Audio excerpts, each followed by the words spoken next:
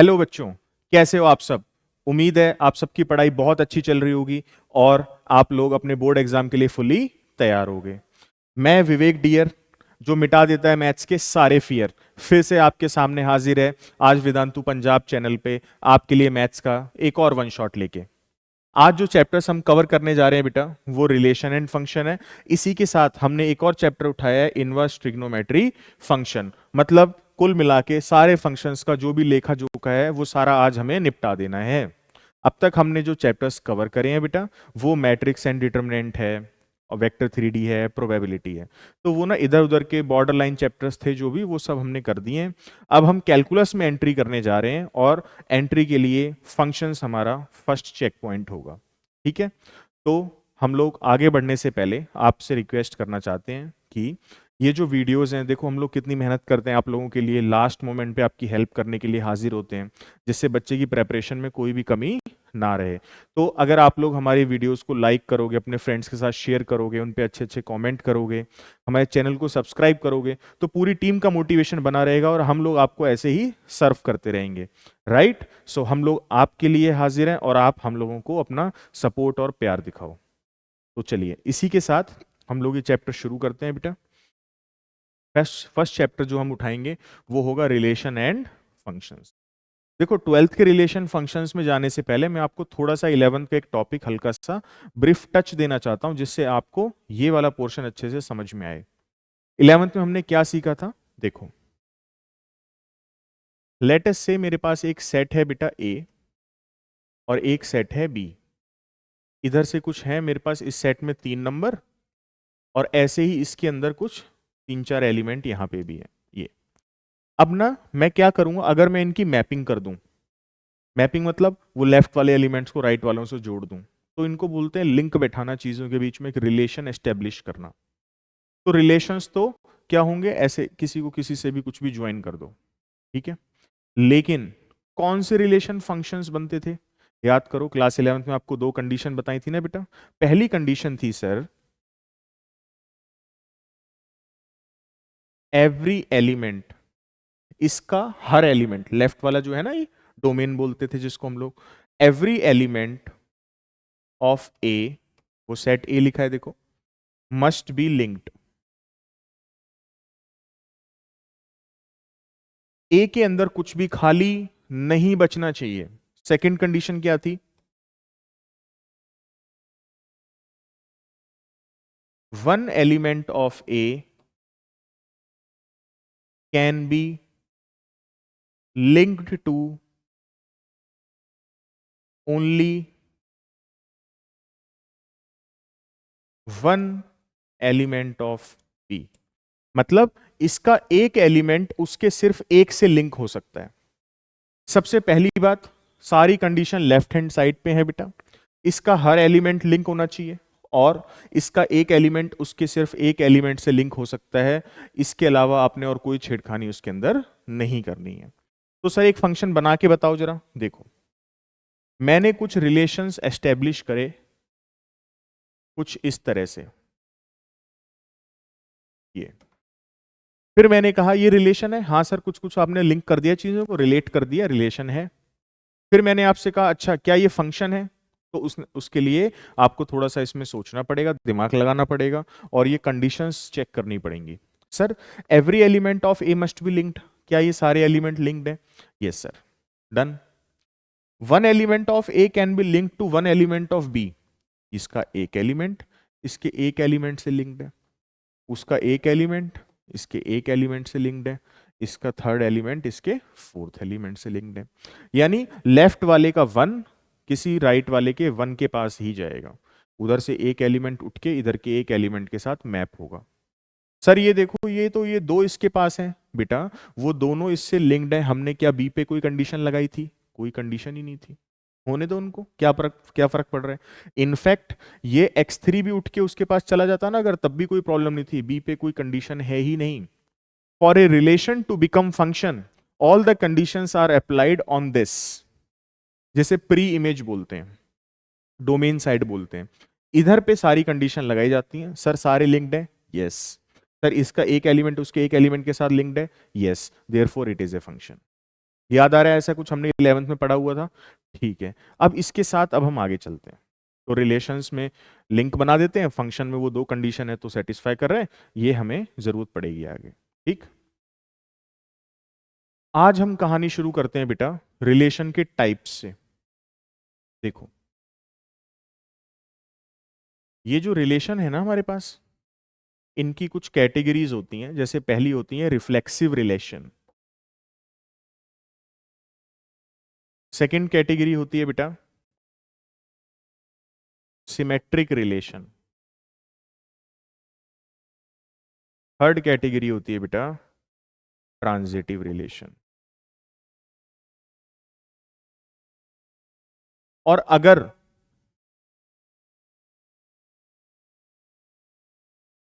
इन तीनों ने कहा यस यस यस, मतलब रिफ्लेक्सिव रिलेशन ने कहा हाँ ये रिफ्लेक्सिव है, सिमेट्रिक ने कहा हाँ ये सिमेट्रिक है, और ट्रांजिटिव ने कहा हाँ ये ट्रांजिटिव है, और तीनों यस मिले, जब तीनों जगह से हरी झंडी मिलेगी तो हम कहेंगे overall this is A equivalence relation. अगर तीनों हो जाएं तो उसका नाम क्या हो जाता है? Equivalence relation.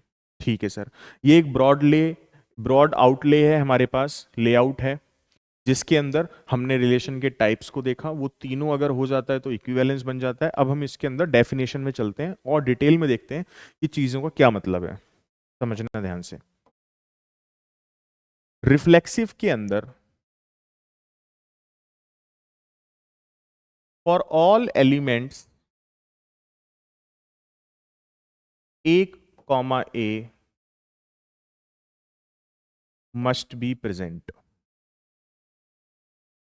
जितने भी एलिमेंट है ना उस सेट के अंदर, सेट कौन से सर? जिनके बीच में रिलेशन बनाए गए हैं, उनके अंदर जो भी एलिमेंट्स हैं सबके लिए ए कॉमा ए वहां पे प्रेजेंट होना चाहिए, तो वो रिफ्लेक्सिव हो जाएगा। Very easy, very simple.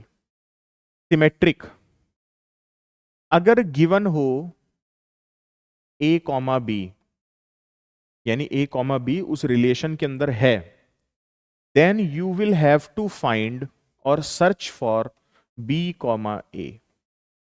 क्या करना है बोलो?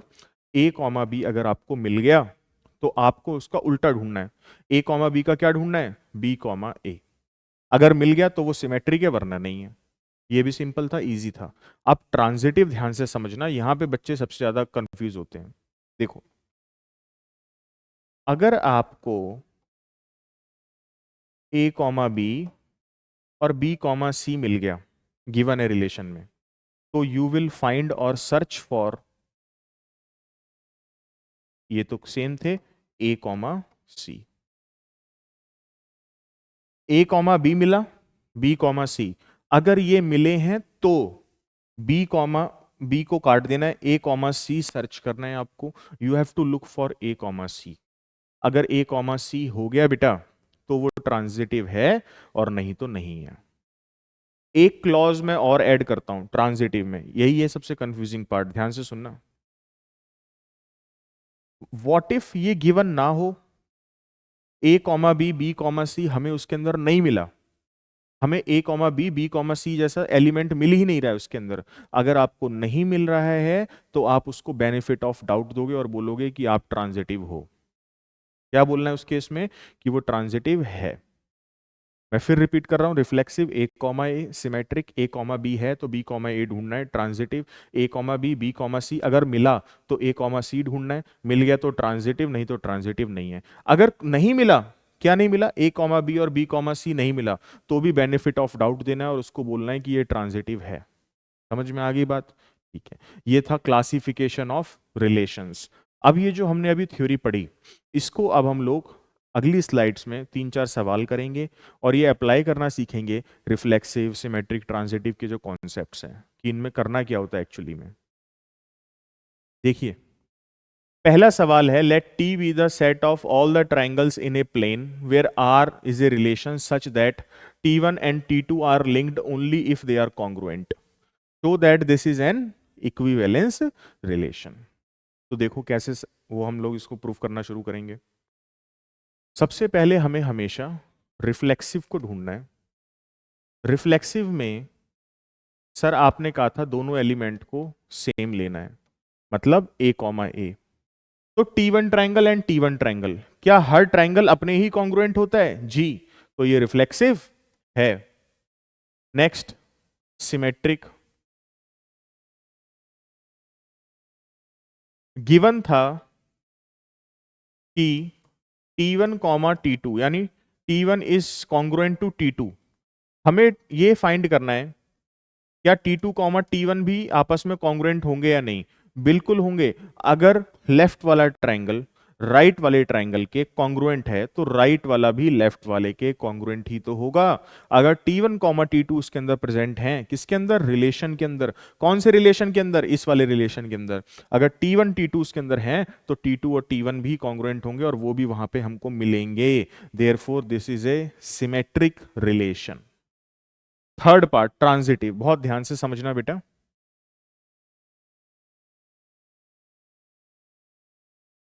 ट्रांजिटिव देखो, अगर गिवन है T1 is congruent to T2, T2 is congruent to T3, then we will have to look for whether T1 is congruent to T3।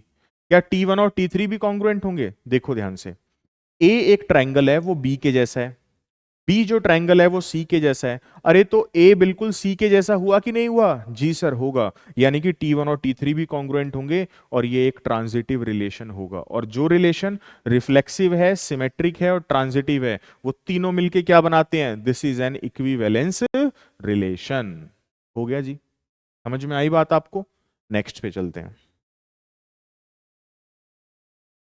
Late L be the set of all the lines in a plane and the relation L1, L2 is established only if they are perpendicular। मतलब अगर lines perpendicular हैं तो उनके बीच में relation है, वरना नहीं है। शो दैट दिस रिलेशन, ठीक है, वो तो जो भी दिया हम अभी साबित कर देंगे। हमारा तो एक ही काम है, हमें हमेशा रिफ्लेक्सिव, सिमेट्रिक और ट्रांजिटिव सर्च करना है जी, बस। उनको जो मर्जी आए वो बोलते रहने दो, आप अपना काम करो चुपचाप। देखो रिफ्लेक्सिव समझो, रिफ्लेक्सिव में L1 कॉमा L1, क्यों sir? A comma A same चीज का जो है रिलेशन होता है रिफ्लेक्सिव। क्या सेम लाइन खुद के परपेंडिकुलर हो सकती है? कभी नहीं हो सकती यार। ये लाइन है L1 और इसी की मैं एक और कॉपी बना दूं L1, ये तो पैरेलल है, ये आपस में कैसे परपेंडिकुलर हो जाएंगी? This is not possible, this is not reflexive. Symmetric में सर आपने कहा L1 और L2 गिवन है और फाइंड क्या करना है? L2 comma L1।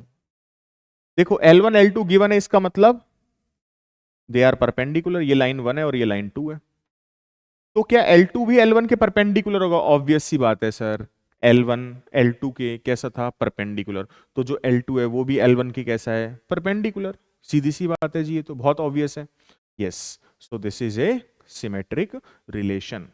ट्रांजिटिव समझो सर, गिवन अगर है हमें कि L1 और L2 परपेंडिकुलर हैं जी, L2 और L3 परपेंडिकुलर हैं, तो हमें ना L1 और L3 के बारे में फाइंड करके बताना है उनको, या सर्च करके बताना है। देखो ध्यान से, L1 L2 परपेंडिकुलर है, ठीक है। L2 और L3 परपेंडिकुलर है, L2 और L3 परपेंडिकुलर है, तो क्या L1 और L3 भी परपेंडिकुलर होंगे? Not necessary. देखो L1 और L3 पैरेलल निकले, ये जरूरी नहीं है। L1 L2 के परपेंडिकुलर है, L2 और L3 परपेंडिकुलर है, लेकिन L1 और L3 भी परपेंडिकुलर हो ऐसा जरूरी नहीं है। This is not transitive. तो हमारे पास क्या रिजल्ट निकला? बोलो। रिफ्लेक्सिव, यस, नहीं था ये। और सिमेट्रिक, यस। ट्रांजिटिव नहीं था। यानी this is just symmetric, neither reflexive nor transitive. ये हमने अभी प्रूफ कर दिया, ठीक है। ये दूसरा सवाल था उसी कैटेगरी का। अब चलते हैं और आगे। देखो, एक सेट डिफाइन किया है A कॉमा बी, और वो दोनों कैसे हैं? इंटीजर। Z का मतलब है इंटीजर्स, और उनके बीच में रिलेशन तभी बनेगा अगर 2 divides A minus B. 2 divides A minus B का मतलब समझते हो कि जो A माइनस बी, जो उन दोनों इंटीजर का डिफरेंस है, उनको 2 डिवाइड करना चाहिए, मतलब वो इवन होना चाहिए। अरे 2 डिवाइड कर रहा है मतलब इवन है, जैसे 6, 16, 30, 100, 200 इस तरह से। तो हमें सबसे पहले कहां से शुरू करना होता है? एज यूजुअल रिफ्लेक्सिव से।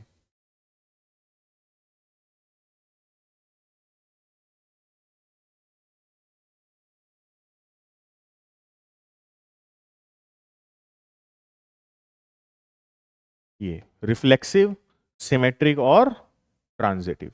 देखो ध्यान से, रिफ्लेक्सिव में क्या होगा? सर हमें a कॉमा ए सर्च करना है। देखो अगर a कॉमा ए मैं यहां पुट करूं तो आप खुद समझ रहे हो व्हाट इज a माइनस ए? 0। तो क्या 0 इवन है? बिल्कुल इवन है। 2 डिवाइड 0, यस 2 डिवाइड करता है 0 को। This is reflexive. What about symmetric? Sir अगर a minus B given, a minus B नहीं sorry, a comma B given है, तो हम क्या ढूंढते हैं बताओ बेटा? b comma A. ये हमें फाइंड करना होता है। अगर a कॉमा बी गिवन है, इसका मतलब a माइनस बी कैसा है? इवन है। तो यार b कॉमा ए में क्या होगा? b माइनस ए। ये कैसा हो जाएगा? Minus times of even. लेकिन ये भी तो इवन रहेगा। अगर 5 और 3 का डिफरेंस 2 था तो 2 तो 2 से डिवाइड होता है, तो 3 और 5 का डिफरेंस -2 हो जाएगा। 3 माइनस 5 कितना होगा? -2। -2 भी 2 से डिविजिबल है, तो देयरफॉर दिस इज सिमेट्रिक। हाँ, ये सिमेट्रिक निकला relation. Transitive, a comma B comma C given होते हैं और फाइंड क्या करते हैं बोलो? You have to find about a comma C, you have to search for a comma सी। अगर a माइनस बी इवन है, b माइनस सी इवन है, इसका मतलब समझ रहे हो? देखना, a माइनस बी जो है वो 2i1 मतलब इंटीजर कोई भी, और b माइनस सी 2i2, ये भी कोई 2 से डिविजिबल वाला इंटीजर होगा। अब इनको ऐड करो, क्या आया? a minus c is 2 common i1 plus i2। क्या a माइनस सी क्या 2 से डिवाइड होता है? यस होता है। सो ये ट्रांजिटिव है। और मैंने शुरू में बताया था जो भी रिलेशन रिफ्लेक्सिव है, सिमेट्रिक है, ट्रांजिटिव है, वो ओवरऑल क्या कहलाता है? इक्विवेलेंस। ठीक है, तो this is N equivalence relation. आगे चलते हैं, अब नेक्स्ट कॉन्सेप्ट पे चलते हैं। अब इस पे हमने काफी जो है प्रैक्टिस कर ली। फर्स्ट चीज मैं आपको सिखाने जा रहा हूं इंजेक्टिव। इंजेक्टिव का मतलब होता है क्या फंक्शन 1 1 है या फिर नहीं है। देखो ध्यान से, ये बहुत इंपॉर्टेंट कॉन्सेप्ट है, इजी है, समझ जाओगे अगर ध्यान से सुनोगे तो। इंजेक्टिव का मतलब है 1 1। हमें क्या करना है? We have to put f of x1 equal to f of x2, ऐसा हमको करना है। उसके बाद एक सवाल पूछना है, is x1 equal to x2 the only case या द ओनली पॉसिबिलिटी? ये क्वेश्चन पुट अप करना है। क्वेश्चन पूछा है तो आंसर आएंगे, या तो यस होगा या फिर नो। देखो ध्यान से, ये जो मैंने फ्लो चार्ट बनाया है, ये एक एल्गोरिदम है, एक थॉट प्रोसेस है, और ये हमें क्या आंसर देगा वो समझो। f of x1 equal to f of x2। f of x1 का क्या मतलब है? सर x1 कोई नंबर है, उसको फंक्शन में डाल दिया, आंसर आ गया f ऑफ x1। हम कहना चाहते हैं f ऑफ x1 और f ऑफ x2 बराबर है, यानी दो नंबर हैं x1 x2, उन पे आउटपुट सेम है। जैसे साइन x होता है ना, पाई पे भी 0 होता है, 2 पाई पे भी 0 होता है। तो यानी कि हम ये बोलना चाहते हैं फंक्शन की वैल्यू x1 और x2 पे क्या है बच्चा? सेम। ऐसा करने के बाद हमें पूछना है क्या x1 और x2 बराबर हैं? यही एक पॉसिबिलिटी थी। ऐसा क्यों कर रहे हैं अभी सब समझ में आएगा, ध्यान से सुनना। और आंसर आया यस, तो हम क्या बोलेंगे? अगर आउटपुट सेम था और इनपुट भी सेम निकला, यानी मान लो इनपुट जो है दोनों 3 3 थे, तो f ऑफ 3 तो सेम आने थे, इसका मतलब 3 पे एक पर्टिकुलर वैल्यू आ रही है f ऑफ 3। ये 1 इनपुट पे 1 आउटपुट दे रहा है, अलग अलग नहीं है इनपुट आउटपुट। वो 3 और 3 दोनों x1 x2 बराबर निकले, दोनों की वैल्यू 3 आ गई मान लो। यहां पे f ऑफ 3 बराबर आ गए, यानी एक इनपुट पे एक आउटपुट आ रहा है, और इसको बोलते हैं 1 1। वन इनपुट था और वन ही आउटपुट था। इसको क्या बोलते हैं? One one function, one one function. ये रहा, वन वन को इंजेक्टिव बोलते हैं, बताया था ना। अगर नो आया, इसका क्या मतलब आया कि x1 x2 बराबर नहीं है, तो मान लो ये 3 है और ये 5 है, एक इनपुट 3 था और एक 5 था, और उन पे f of 3 equal to f of 5 आ गया। सर इसका मतलब दो इनपुट 3 और 5 और दोनों पे आउटपुट सेम आ रहा है, f ऑफ 3 और f ऑफ 5 सेम है, f of 3 f of 5 same है। इसका मतलब many input but one output, इसे बोलते हैं many one function. One one नहीं, कैसा होता है? Many one. तो यहां पे हम लोग बोलेंगे this is many one function. उम्मीद है आपको ये कॉन्सेप्ट समझ में आया होगा। नेक्स्ट पे चलते हैं। अगला कॉन्सेप्ट जो मैं आपको यहां समझाने जा रहा हूं उसे बोलते हैं सरजेक्टिव। सरजेक्टिव, इसका नाम होता है ऑन टू। ऑन टू में देखो क्या होता है, आपको यहां पे खुद से सवाल पूछना है, is codomain matching with range? क्या कोडोमेन और रेंज बराबर हैं? दो ही आंसर आएंगे, क्या क्या बताओ? या तो यस या फिर नो। अगर यस आया तो हम उसको बोल देते हैं yes this is an onto टू फंक्शन, और नो आया, अगर नो आया तो पता है क्या होता है? जो रेंज होती है ना वो कोडोमेन के अंदर होती है। कोडोमेन क्या होता है? कोडोमेन का मतलब होता है ऑल द पॉसिबल आउटपुट्स। मैं आपको बताता हूं, देखो ये जो मैंने यहां पे बनाया था, एक सेकेंड, ये इसको क्या बोलते थे हम लोग? क्लास 11 में पढ़ा था ना, कोडोमेन। ये है डोमेन पूरा, ये पूरा क्या है? कोडोमेन। और y1 और y4 क्या है? रेंज। तो अब मैं वापस लेके चलता हूं आपको जो हमारा डिस्कशन चल रहा था, और समझो। अगर तो बराबर हो गए तो ऑन टू है, बराबर नहीं हुए तो क्या होगा? रेंज कम आएगी, कोडोमेन बड़ा होगा। जो रेंज है वो इनसाइड है, इनटू है उसके, ऑन टू नहीं है, इनटू है। अगर बराबर होगी तो ऑन, वरना इन। तो क्या आ जाएगा? ये इनटू फंक्शन। ठीक है, आगे चलते हैं। पहला सवाल, prove that function is defined from R to R. देखो बेटा, ये डोमेन, ये codomain, given by f x equal to 2x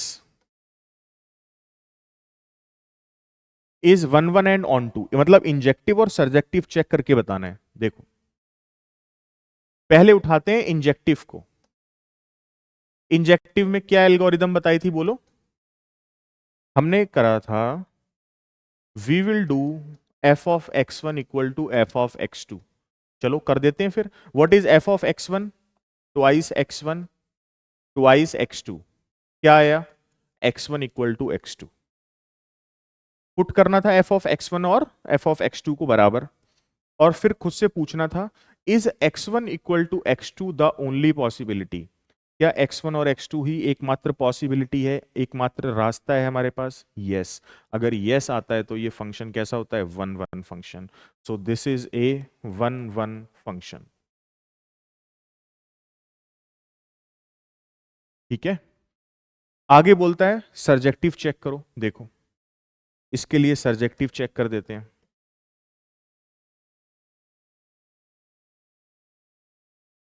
F x equal to 2x,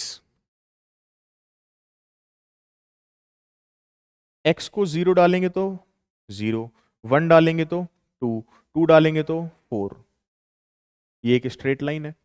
ये जो स्ट्रेट लाइन है ये माइनस इंफिनिटी से लेके प्लस इंफिनिटी तक सारे आंसर्स देती है। यानी इसकी जो रेंज है वो क्या है? Range goes from minus infinity two plus infinity. What is codomain? Codomain is what? Minus infinity two plus infinity. Do they overlap? Yes. और अगर यस होता है तो कैसा होता है, बोलो? ऑन टू। तो दिस इज ऑन टू। ये इंजेक्टिव भी है और सरजेक्टिव भी है। और मैं आपको बताऊं, जो फंक्शंस इंजेक्टिव और सरजेक्टिव दोनों होते हैं उनको बोला जाता है बाइजेक्टिव। बाई मीन्स टू, और दोनों ट्रू होते हैं, वन वन भी और ऑन टू भी, तो वो बाइजेक्टिव फंक्शन कहलाता है बेटा। उम्मीद है इस एग्जाम्पल से आपको अच्छे से समझ में आया होगा, है ना। नेक्स्ट पे चलते हैं, चलो आगे। Late A is 1 2 3। ए में क्या क्या है बेटा? 1 2 और 3। बी में क्या क्या है, 4 5 6 7। Let f be a function from A to B, 1 से 4 की मैपिंग है, देख रहे हो, 1 इज लिंक टू 4, कर दिया सर। 2,5 ये लो sir, 3,6 done sir. Show that F is 1 1, तो कैसे शो करना है हमें, देखो, क्या 1 पे वैल्यू 4 है, यस। अगर किसी और पे 4 आ गई तो ये मैनी 1 निकलेगा, लेकिन 4 सिर्फ एक से लिंक्ड है, यानी 4 आउटपुट सिर्फ एक इनपुट पे आता है। जो 5 आउटपुट है वो सिर्फ एक इनपुट पे आता है, जो 6 आउटपुट है वो सिर्फ एक इनपुट पे आता है, यानी इनका एक इनपुट सिर्फ एक आउटपुट से लिंक्ड है।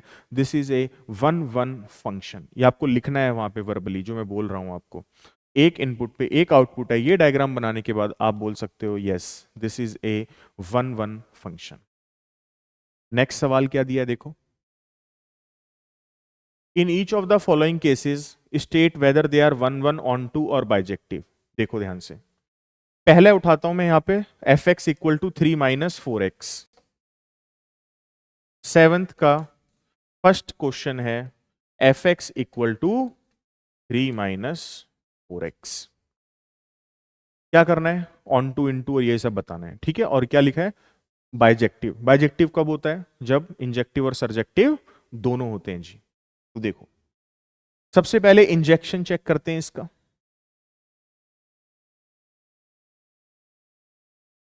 क्या सिखाया था इंजेक्टिव में, f of x one equal to f of x to.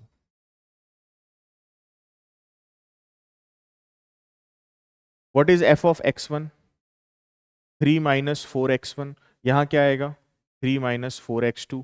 3 और 3 कैंसिल, माइनस से माइनस कट गया, 4 से 4, क्या आया, x1 इक्वल टू x2। फिर क्या पूछना था, is x1 equal to x2 the only possibility, yes. अगर यस आ रहा है तो कैसा फंक्शन है, बोलो, 1 1 function. 3 minus 4x is 1 1 function. फिर आगे सर सर्जेक्टिव चेक करके बताओ जी। देखो बेटा, सर्जेक्टिव चेक कर देते हैं। 3 माइनस 4x, अगर मैं इसमें x को 0 डालूं तो y कितना आता है, 3, 0,3। अगर मैं y को 0 डालूं तो x कितना आता है, 3/4। तो क्या ये एक स्ट्रेट लाइन है, यस सर। ये स्ट्रेट लाइन माइनस इंफिनिटी से लेके प्लस इंफिनिटी तक क्या सारी आउटपुट देगी, जी सर। तो इसकी रेंज क्या आई, बोलो बेटा, माइनस इंफिनिटी से प्लस इंफिनिटी। अच्छा, इसका कोडोमेन क्या दिया था सवाल में, देखो क्या दिया था, कोडोमेन इज आर। आर का मतलब होता है ऑल रियल नंबर। सर क्या ये मैच कर गए, यस। और अगर यस आता है तो क्या होता है ये, ऑन टू फंक्शन। अगर ये 1 1 और ऑन टू दोनों निकला तो क्या ये बाइजेक्शन भी है, yes sir. So this is A bijection या बाइजेक्टिव फंक्शन। क्या ये बात आपको समझ में आ गई बेटा, ठीक है। अगला फंक्शन दिया है R to R 1 plus x square. चलो इसके लिए एक स्लाइड ऐड करते हैं और इसको अलग से सॉल्व करेंगे। सेकेंड पार्ट में हमको दिया हुआ है function goes from R to R, y equal to 1 plus x square या एफ एक्स इक्वल टू, ठीक है। सबसे पहले क्या चेक करते हो सर आप हमेशा, मैं इंजेक्टिव है कि नहीं ये चेक करता हूं, ठीक है सर। इंजेक्टिव देखो, एफ ऑफ एक्स वन बराबर एफ ऑफ एक्स टू, क्या आएगा f of x one, 1 plus x one square 1 plus x two square, 1 से 1 कट गया, x one square minus x two square बराबर 0। X one minus x two, a square minus B square क्या होता है, a minus b into a plus b. यहां से आया either x one equal to x two और x1 equal to minus of x2। Is x1 equal to x2 the only possibility? No. There is another possibility, x1 equal to minus of x2. The answer is no. Therefore, this is not 1 1. This is a many one function. Many one function. Surjective check करके बताना sir, ये लो देखो, x square is always greater than और equal to 0। उसमें 1 जोड़ दिया तो ये हमेशा किससे बड़ा होगा? 1 से। यानी इस फंक्शन की जो रेंज है वो है 1 से इंफिनिटी। कोडोमेन क्या दी थी बोलो? कोडोमेन दी हुई है बेटा हमारे को माइनस इंफिनिटी से प्लस इंफिनिटी। तो क्या ये मैच करे? नो। अगर नो है तो ये कैसा फंक्शन है? इनटू। ये मैनी वन और इनटू है तो क्या ये बाइजेक्शन होगा? No, this is not a bijection, not a bijection. क्या आपको ये आंसर क्लियर हुआ? ग्राफिकली समझाना चाहूं अगर मैं आपको तो और अंडरस्टैंडिंग मिलेगी। देखो ग्राफ कहां बनाए, थोड़ा इरेज कर देते हैं कुछ part.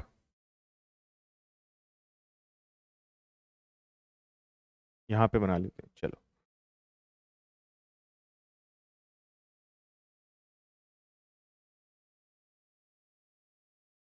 y equal to 1 + x² ये पॉइंट होगा 0,1। ये पैराबोलिक ग्राफ बनेगा बेटा इसका। 1 1 और मैनी वन देखते हैं पहले। सर अगर मैं इस फंक्शन में यहां पे 2 पुट करूं तो 2 का स्क्वायर 4 और एक 5, तो आंसर कितना आता है? 5। लेकिन सर अगर मैं इस फंक्शन में -2 पुट करूं, -2 का स्क्वायर 4, 4 और एक 5, यानी -2 और 2 दो ऐसे नंबर मिल गए। मैनी मैनी इनपुट्स 1 आउटपुट, यानी ये कैसा निकला? Many one. देखो हमने प्रूफ किया था it is many one. Sir subjective देखो, क्या ये सिर्फ यही वाली वैल्यूज ला सकता है? Are these only possible output for this function? Yes sir. इसका आंसर 1 से लेके इंफिनिटी तक आता है। ये देखो range goes from 1 to infinity. लेकिन कोडोमेन तो -इंफिनिटी से इंफिनिटी था, तो वो मैच नहीं करा, इसलिए सर्जेक्टिव भी नहीं था। और सर्जेक्टिव नहीं था, इंजेक्टिव नहीं था, तो फिर क्या नहीं था? बाइजेक्टिव नहीं था। क्लियर? ओके, नेक्स्ट पे चलते हैं अब। अगला सवाल है बेटा, ये कंपोजिशन पे दिया हुआ है। देखो लेटेस्ट एनसीईआरटी में जब मैंने चेक किया तो उन्होंने कंपोजिशन की थ्योरी और एक दो सवाल दिए हैं। एक्सरसाइज गायब है एनसीईआरटी में से, फिर मिसलेनियस पार्ट शुरू हो जाता है। उसमें से कोई एक्सरसाइज नहीं है, सिर्फ थ्योरी और एग्जाम्पल है। बट फिर भी मुझे लगा आप लोगों को ये बताना चाहिए, क्या पता सवाल बन जाए तो आप लोग ये कॉन्सेप्ट भी सीख लो। ठीक है, एक दो एग्जाम्पल करेंगे, बहुत ईजी सा है ना। देखो एफ एक फंक्शन है, जी एक फंक्शन है, ठीक है।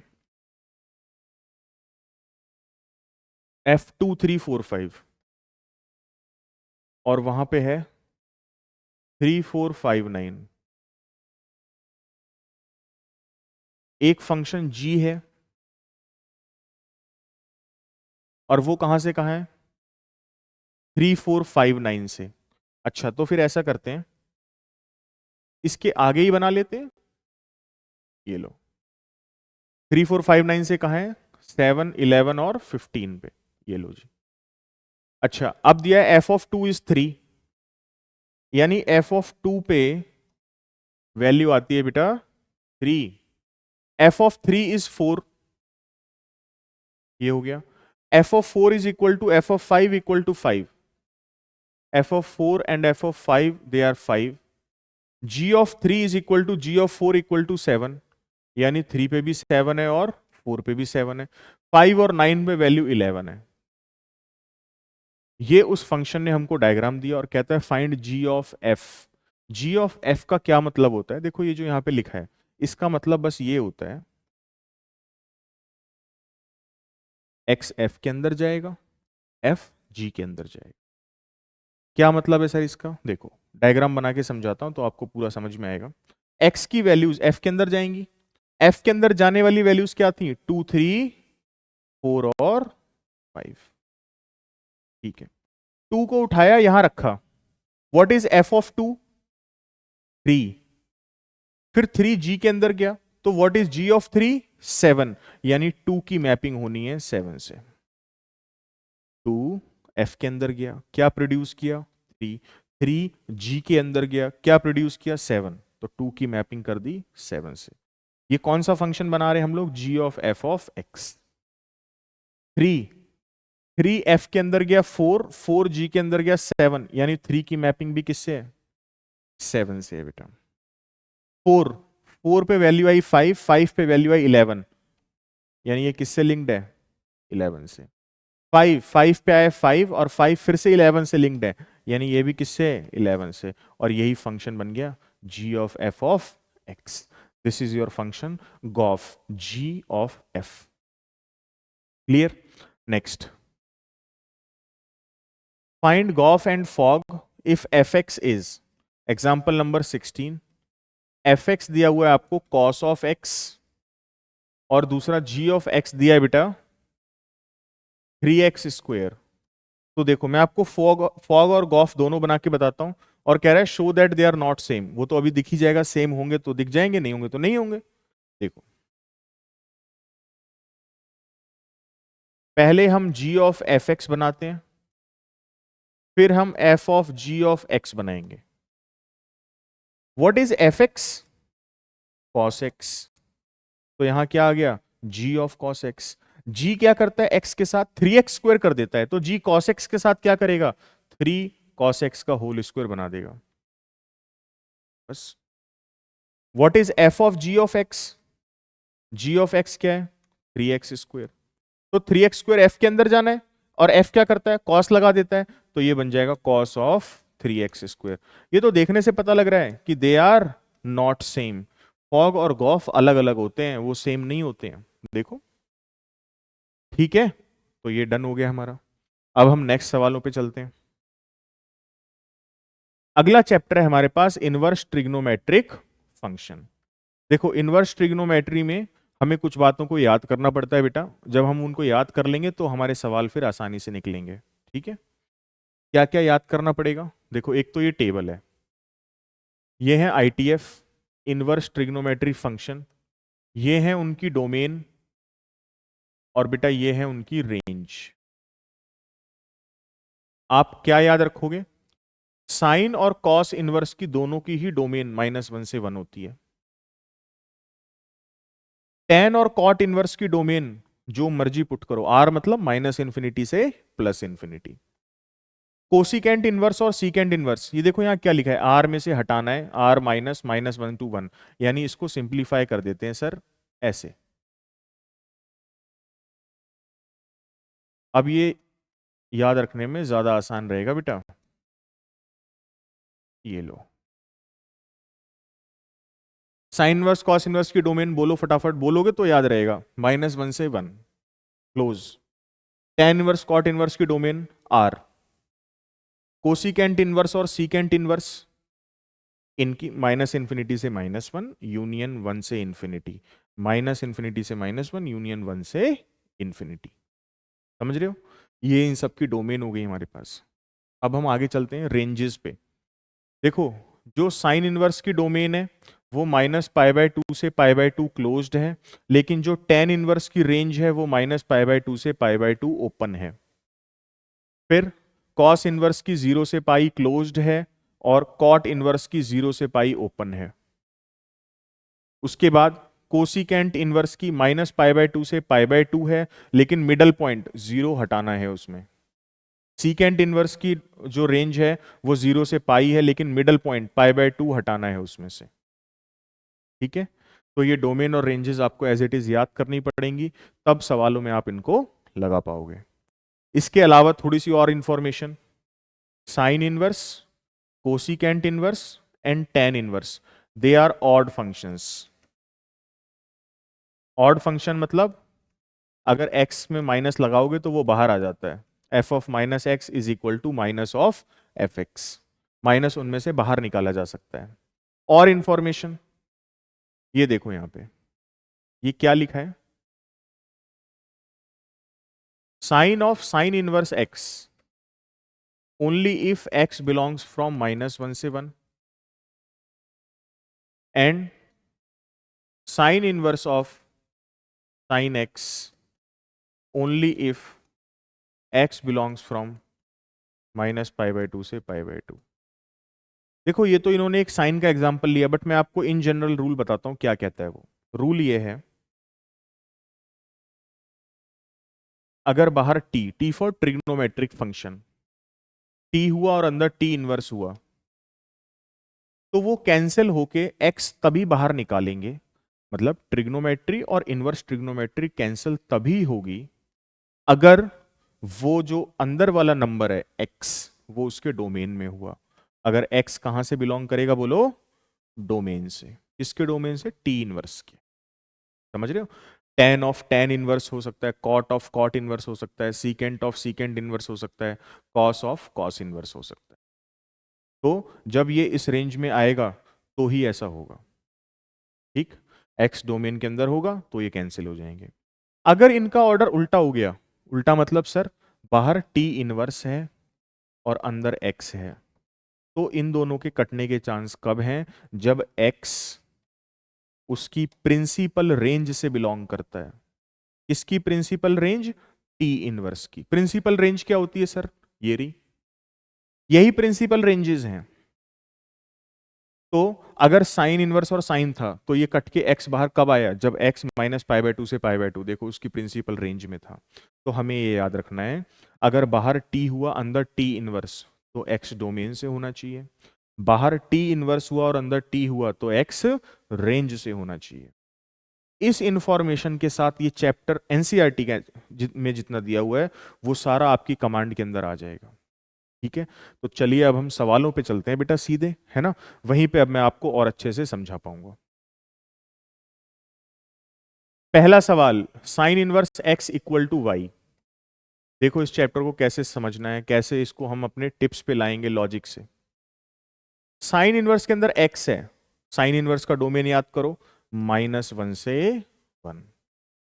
साइन इनवर्स के अंदर ये जो वैल्यूज है -1 से 1 जाएंगी, वो साइन इनवर्स से बन के y बनाएंगी और y साइन इनवर्स का आउटपुट होगा। और साइन इनवर्स का रेंज क्या सिखाया था मैंने, बोलो, -π/2 से π/2। Option B, y only belongs from -π/2 included से π/2 इंक्लूडेड। उम्मीद है आपको समझ में आया होगा। अगर वो पिछली स्लाइड पे जो भी मैंने आपको ये लिखवाया, ये सब आप अगर याद कर लोगे तो एक पेपर पे लिख के बार बार प्रैक्टिस करनी पड़ेगी बेटा, यही तो टाइम है मेहनत करने का। ये सब अगर आपने याद कर लिया तो सवाल आसान बनेंगे। ये सब रट डालो बिल्कुल एकदम टिप्स पे। ये सवाल हमने कर लिया है। अगला, find the principal value of this. देखो ये कैसे निकालते हैं, साइन इनवर्स ऑफ 1/√2 दिया, इसकी वैल्यू पूछिए। देखो अंदर वाला जो नंबर है क्या वो -1 से 1 में है? यस, डोमेन इज ओके, ये नंबर अच्छा है, ये इसके अंदर एक्सेप्ट होगा साइन इनवर्स के अंदर। साइन इनवर्स का आंसर कहां से कहां आता है जी? -π/2 से π/2, -90 से +90, -90 डिग्री से +90 डिग्री में वो 1/√2, साइन की वैल्यू 1/√2 कब आती है सर? 45 डिग्री पे आती है। यस, यहां पे होगा π/4 और यही क्या हो जाएगा बेटा इसका answer. This is the value π/4। देखो ये रही, ठीक है। Find the principal value of cot inverse of -1/√3। ध्यान से समझना, cot inverse of -1/√3। Sir cot inverse का डोमेन आर बताया था आपने, -∞ से इंफिनिटी तक कुछ भी डालो, tan inverse, cot inverse, always happy, ever smiling. Input valid है। आउटपुट देखो, कॉट इनवर्स का आउटपुट सर आपने सिखाया था, जो हम भूल गए, कॉट इनवर्स और टेन इनवर्स में समझो, याद करो। यहां पे 0 से पाई ओपन में होता है। टेन इनवर्स का क्या था? -π/2 ओपन से π/2 ओपन। कॉट इनवर्स का क्या होगा? 0 से पाई ओपन। तो सर 0 से 180 डिग्री में कॉट का आंसर -1/√3 कब आता है? 0 से 180 का मतलब है ये 0 और ये पाई। कॉट माइनस में वैल्यू दे रहा है, यानी सेकंड क्वाड्रेंट से होगा, ठीक है। सर 90 में 30 जोड़ के देखो कितना हुआ? 120। तो क्या मैं कॉट ऑफ 120 की वैल्यू निकालना जानता हूं? जी सर। देखो कॉट ऑफ क्या आएगा? 90 + 30। What is cot 90? Minus of 10 30। What is 10 30? -1/√3। यानी अगर कॉट में 120 डिग्री डालूं तो -1/√3 आएगा। तो कॉट इनवर्स में -1/√3 डालेंगे तो 120 डिग्री आएगा, यानी ये हो जाएगा 2π/3, दैट इज 120 डिग्री। ये रहा आपका answer 2π/3। This is how you have to find what? Principal values. देखो ठीक है, नेक्स्ट पे चलते हैं। Show that sine inverse this equal to ऐसा, ठीक है। और x कहां से कहां दिया है इसको लिखो, -1/√2 से 1/√2। देखो ये बहुत ध्यान से करने हैं, बच्चे काफी कंफ्यूज रहते हैं इन सवालों में, लेकिन आप ध्यान से समझो, बहुत इजी हो जाएगा। एलएचएस पकड़ेंगे इसका हम लोग, लिखेंगे sign inverse 2x 1 minus x square. ठीक है, अब हमें यहां पे ये सोचना है मैं क्या इसके अंदर ऐसा करूं कि ये अच्छा बन जाए। सर ये अंडर रूट में 1 माइनस एक्स स्क्वायर होता है, तो या तो साइन थीटा डालते हैं या फिर कॉस थीटा। पहले साइन थीटा डाल के देखते हैं, क्योंकि यहां पे आंसर में क्या दिया है, 2 साइन इनवर्स। तो थोड़ा थोड़ा सवाल से और कुछ प्रैक्टिस से आइडिया लगेगा कि हमें पुट क्या करना है। भगवान नहीं बताएंगे आके कि सर ऐसा कर दो, लेट एक्स इक्वल टू ये। वो अपनी मर्जी से ऐसे रेंडमली नहीं करना है, थोड़ा सा प्रैक्टिस करना है, थोड़ा सवाल से हिंट लेना है। तो एक्स को क्या डालेंगे, साइन थीटा डालेंगे। देखो ये जो मैं सब्स्टिट्यूशन करने जा रहा हूं, इसको कैसे लिखना है, let x equal to sine theta.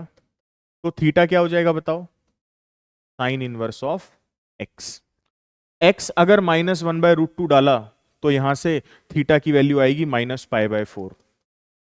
अगर x की हाईएस्ट वैल्यू 1/√2 यहां डाली तो साइन इनवर्स 1/√2 कब आता है, π/4 पे। यानी थीटा की जो रेंजेस आ गई हमारे पास, वो आई हैं -π/4 से π/4।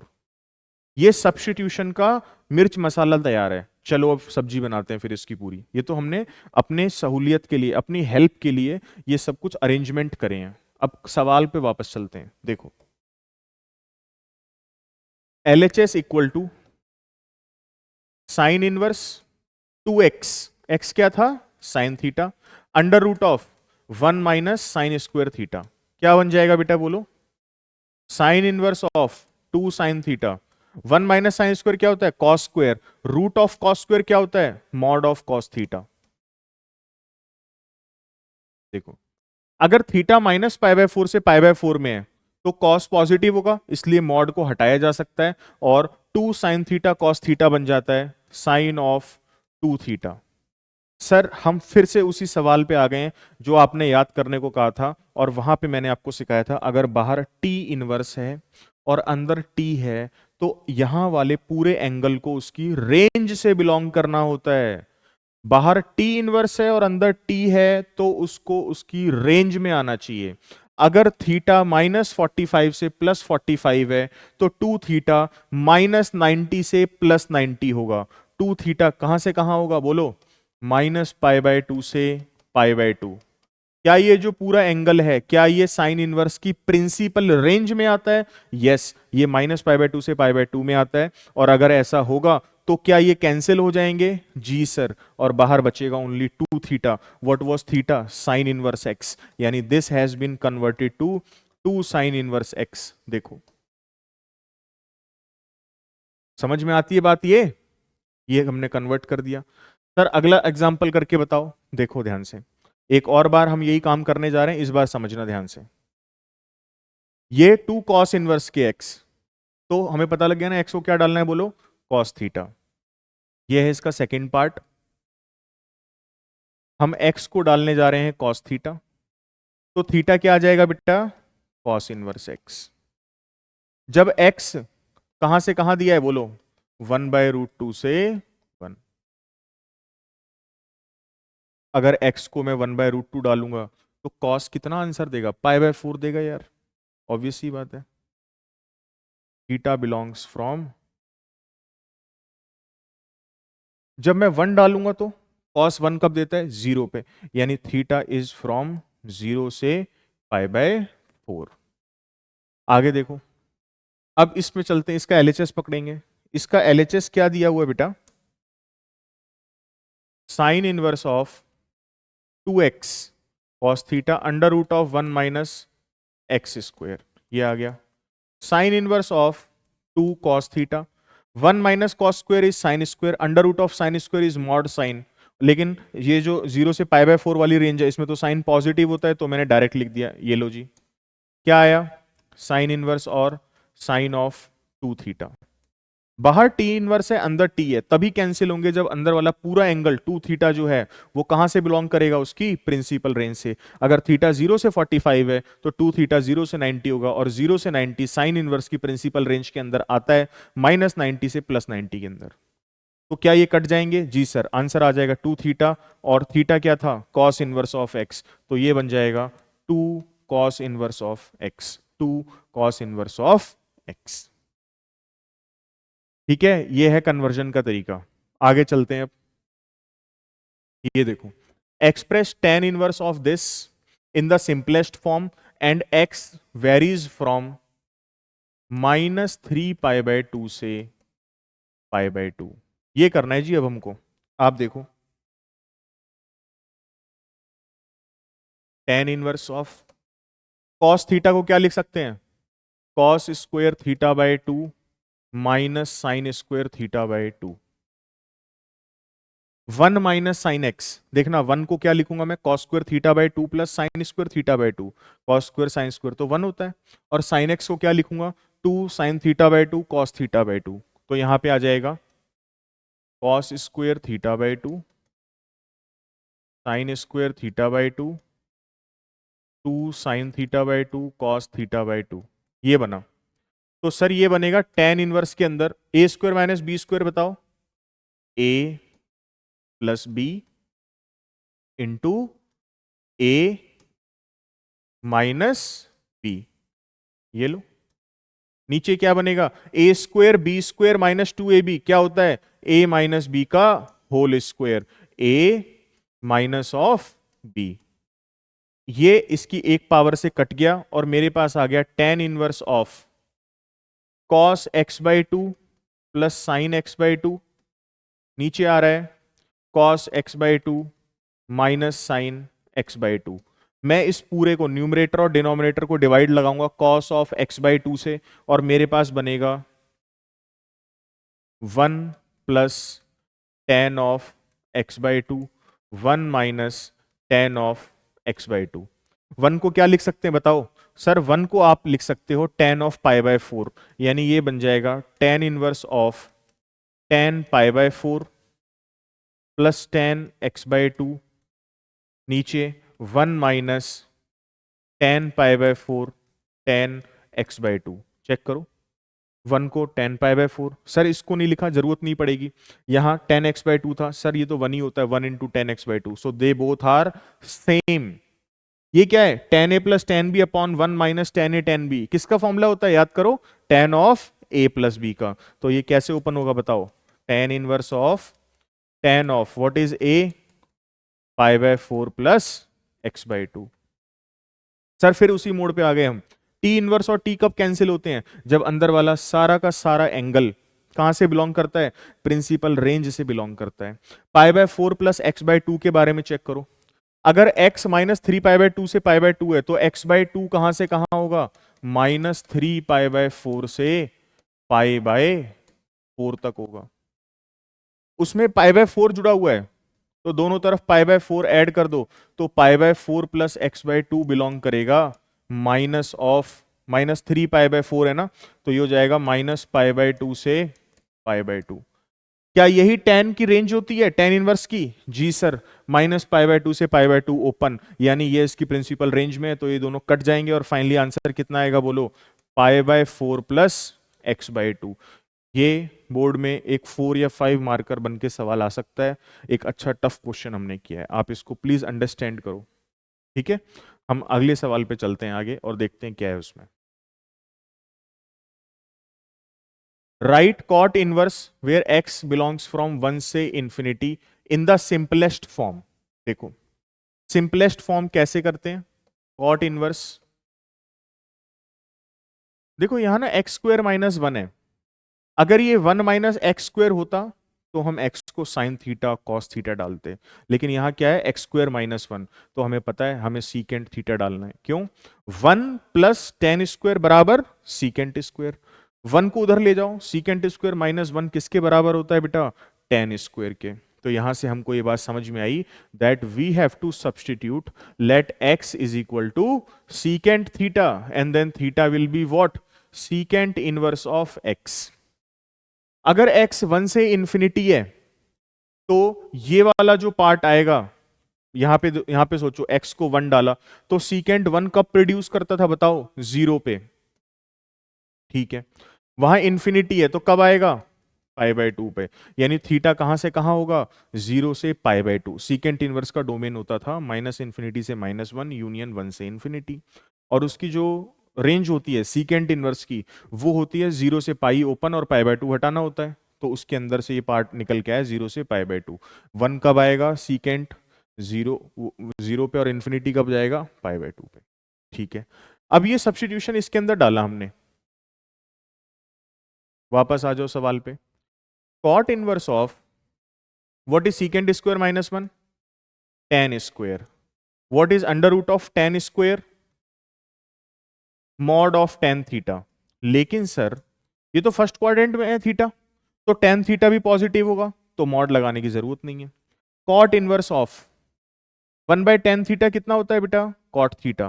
फिर वही सवाल, टी इनवर्स और टी कब कटते हैं, अगर थीटा उसकी प्रिंसिपल रेंज के अंदर हो। थीटा 0 से π/2 है और सीकेंट की प्रिंसिपल रेंज होती है 0 से पाई एक्सेप्ट π/2, तो क्या ये उसके अंदर है, यस। तो ये और ये कट जाएंगे, आंसर थीटा आ जाएगा। What was theta, secant inverse x, therefore your answer is this.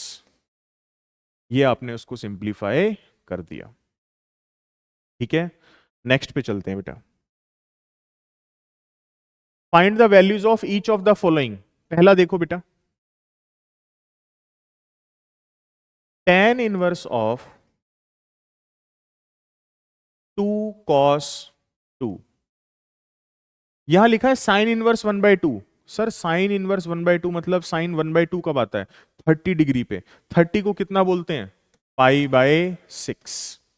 2 से कितना हो गया, 3, π/3, यानी tan इनवर्स ऑफ 2 cos π/3।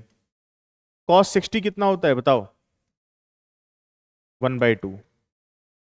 तो क्या आ गया, tan inverse of 1। tan inverse of 1 कितना होता है, π/4। ठीक है, नेक्स्ट इस वाले सवाल पे चलते हैं अब हम लोग। देखो इस सवाल के लिए मैं आपको दो फॉर्मूले याद दिलाता हूं क्लास 11th के।